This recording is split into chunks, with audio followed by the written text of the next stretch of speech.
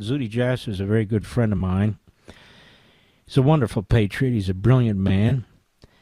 And he puts his neck way out on the line as a reformer in the Muslim faith.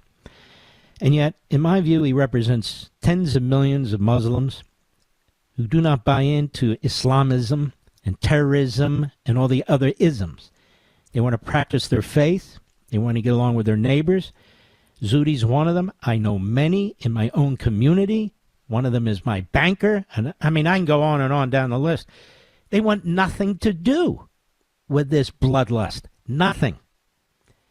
But they don't get a voice.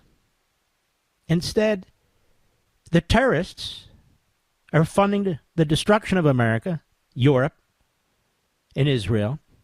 They have enormous sums of money, more than any other region of the world, and they're spreading it around big time.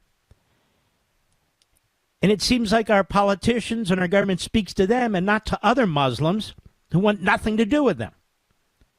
And so I bring Zuhdi Jasser to you. He's one of the most prominent reformers, not just in the country, in the world. President, again, of the American Islamic Forum for Democracy. Wrote a brilliant piece today at Fox. Zuhdi, how are you, my friend? And explain what you were saying in your piece that you posted at Fox.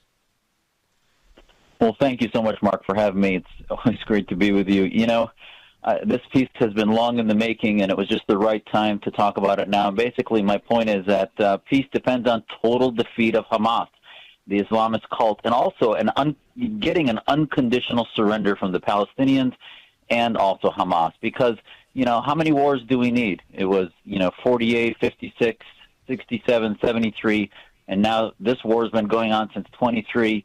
And ultimately, it's a death cult. They thrive on war. They thrive on death. No different than the Iranian regime, which declares they want to end the world and talking about the 12th Imam.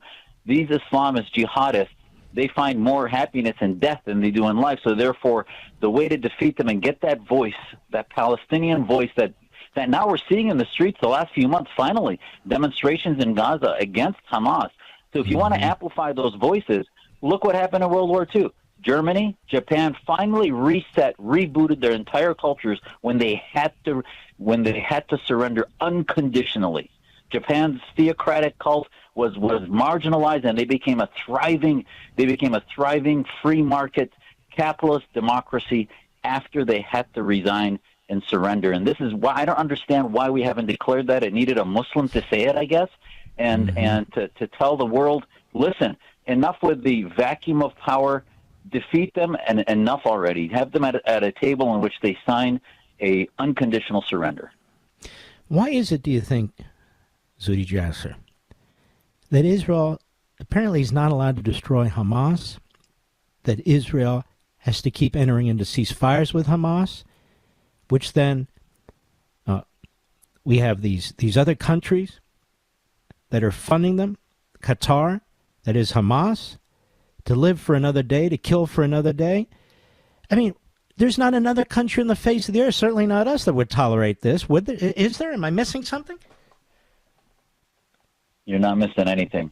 And it's because whether it's the UN or the deep anti-Semitism that's being funneled and fueled by the Chinas and Qatars of the world, it is fueling an ideology where somehow the smallest country and one of the smallest countries on the planet is somehow the aggressor, and yet a third of the Jewish population was wiped out in the Holocaust. That's forgotten, and ultimately they're not realizing that the wars that are started repeatedly by the Arabists, by the Islamists, and yet the West wants to constantly blame itself or blame the Jews, and never blame the ideologies and the fuel of petro-Islam that is the root cause of why we've been marginalized. And finally, Syria got rid of its massive tumor of Assad, and already filling in that vacuum, you find Turkey, Qatar, and others trying to jockey in. And thankfully, President Trump is filling in the vacuum that Biden left,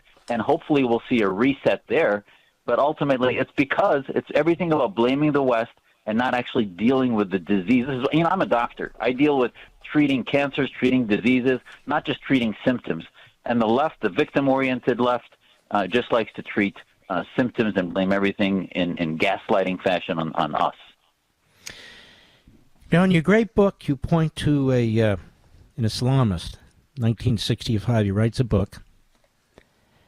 And I want you to talk about that a little bit. The Islamist, what his point is in the book, his view of the West, and that his view of the West is the view of the West by the Muslim Brotherhood, Islamic Jihad, Hamas, and in fact, Qatar, many respects, Saudi Arabia, and some of these other countries. Expand on that a little bit. Yeah, so Hamas, Al-Qaeda, all of these militant groups are outgrowths of a party, the Muslim Brotherhood, which should be declared a terror organization. The Muslim Brotherhood was founded by Hassan al-Banna and ideologically came from Sayyid Qutb. And Qutb talks about milestones on the path towards Islamic supremacy, and talks about dividing the world, which is now 1,000 years Islam has been trying to divide the world into the land of Islam and the land of war. And basically, Muslim-majority countries would develop a caliphate. The apologists called it like the EU. It's not the EU. It's an empire, no different than the Soviets were trying to build or any empire. They want to build a caliphate. The Qataris see themselves as the future seat of that caliphate. Erdogan's jockeying to also resurrect the Ottoman part of that caliphate. The Shia want that caliphate to be the imamate in Tehran. Ultimately, they want theocratic governance. The West shed its theocracy historically through revolutions in Europe, and ultimately the best one, I believe, as an American, is the American Revolution against the British theocrats. Islam has not gone through that. And that's why in my piece I say that getting this right against Hamas will set the tone about what we do against Islamism, that we're not apologists. We take offense, not defense. And we've been playing defense for generations now against the Palestinians, against the Muslim Brotherhood, and it's baked in their DNA the last few hundred years now. The Elon Musks of the world, as I debated in Oxford and elsewhere, 1,000 years ago were in Muslim-majority countries while the West was in the Dark Ages. So if it was in the recipe, I don't think you'd have that history. But we've not gone through a separation of mosque and state, a defense of the individual over the tribe. You still see tribes running countries. You still see them dependent on resources under the ground, as my grandfather used to say, instead of the resources between their ears. This has not gone through a modernization of technology. They steal our technology instead of, motivating their citizens to develop their own technology. So they need free markets. They need critical thinking. They need schools of political science and humanities versus simply computers and medicine, which are more literal sciences versus the humanities. Let's talk about Qatar. We're celebrating this great deal with Qatar, lots of money involved. But Qatar isn't required to curb its terrorist activities. Qatar is destroying higher education in America, along with Communist China. They've destroyed our Ivy Leagues. They have funded Students for Justice in Palestine, which is effectively a front group for these terrorist regimes, and others. And isn't it strange that they're not required to curb the amount of money they're pouring into our colleges and universities here, while many of these students who are just awful are being rounded up and deported? There seems to be some disconnect there to me. There totally is. And, in Trump's first administration, he actually brought the Saudis to bear, to heel about what they were doing to fund the Al-Qaedas and ISISs of the world. There are institutes in the West, mosques, and others, universities that have been funded by the Saudis that fuel the Brotherhood, where the Saudis' mantra was to spread billions to, spread Islam by the minarets rather than otherwise. And that stopped in 2017, where President Trump said, along with the Accords, you have to stop fueling radicalism. I hope now, as he reopens Abraham Accords 2.0, that ultimately he'll remind the Qataris that they need to stop the same thing. That ultimately it's not a coincidence that Qatar has the Taliban and Iran and Hezbollah and the Houthis on speed dial whenever we need negotiations, because they created these monsters. They are fueling them with trillions. And why do they do that? Because one of the main differences with the Saudis, which makes it even more lethal, the royal family in charge of Qatar actually are true believers in the Islamic supremacy of the state. The Saudis see it as a sort of a transactional thing that they want to just corporately run. The Qataris ideologically believe in resurrecting the caliphate, and the seat should be in Doha.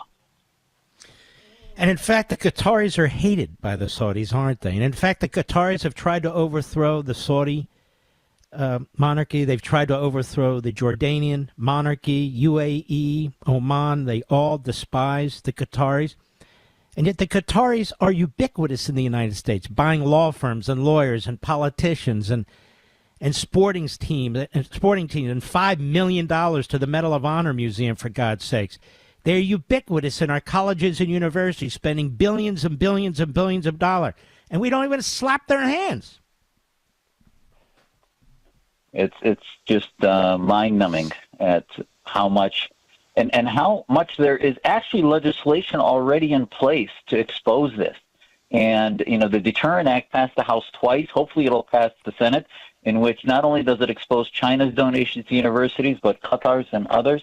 There's the FACE Act about exposing foreign donations, and many of these entities that you talk about should be listed on FARA, which is, you know, the Foreign Agent Registration Act, and yet they're not, and somehow it's just tolerated. And the thing we forget about Qatar, you and I have talked about Iran many times.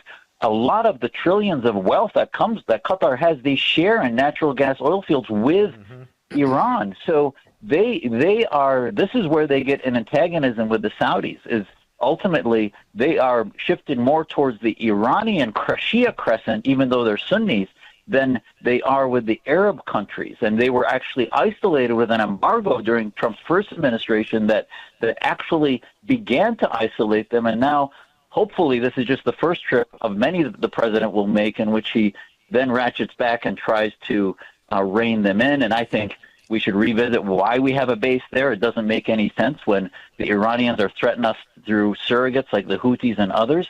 It makes no sense that we have one of our largest bases where we would be launching operations against Iran or Houthis if we ever were attacked, and yet somehow Qatar is working with them and making a lot of their income through oil fields with them.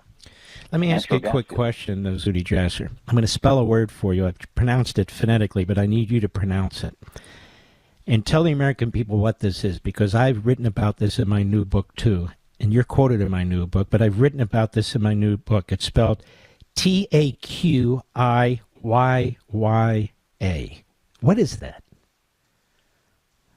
So taqiyya is basically I'll give you two quick answers. One is basically the Islamist. By the way, I know what it is. I just want the audience to know what it is. Go ahead. I'm sorry. Yes. It's the Islamist penchant to lie, to deceive, or dissimulate, to pretend to be something you are, just in order to, just like terrorism, where the ends justifies the means. Now, the history of that, it's actually more in the Shia tradition, because the Shia were persecuted horrifically under Sunni regimes, dynasties in the past. So they said they would pretend to be Sunni, and the Shia community, basically, many of them said part of their theology became taqiyya. So the Islamists, the Brotherhood, many adopted that into mainstream theology to say, well, let's pretend to be about democracy while we're a minority. While we weaken the West, let's pretend to sign agreements. The PLO did taqiyya when they tried to sign agreements, and they said, well, we'll say one thing in English and do the other in Arabic. So it's basically permission to lie, and it's corruption. That's why ultimately you can't reform Islam or anything unless you do it from a place of morality, consistency, and truth, where we say the same thing at our household with my kids at the dinner table that I do with you now and all of your listeners. So people need to understand this is part of an ideology. So if you sign a piece of paper and you promise not to build nukes, like in Iran, and they've signed multiple pieces of paper with different administrations, and they have violated each and every one of them, they believe that God compels them to do that in order to defeat the West. Isn't that correct? 100%. That's why from day one, Mark, as we've talked about before, the JCPOA was a bunch of nonsense. They would get a 10-year reprieve. You know, talk about the long game. I get dizzy with the changes. I've testified to Congress so many times about this, and every 2 to 4 years we have changes in Congress and people forget what we talked about. These guys have a long game of 50 to 100 years. The Brotherhood's memorandum in the West was a 100-year plan that they launched in the 70s, and now they have another 50 years to finish. So This is why we need to pay attention to what their ideology is, and hopefully the best anti-nuke program will be to support the women's movements, the liberal movements, and those who believe in the values we share. And it's not going to be done militarily. It's simply by having consistent values that we work with folks on the ground who share our values. Your book, by the way, fantastic book, A Battle for the Soul of Islam. I want to thank you for everything you do, Zuhdi. My best to you and your family. God bless you, my friend. Thank you, Mark. God bless you. Always great to be with you. You too. You take care of yourself.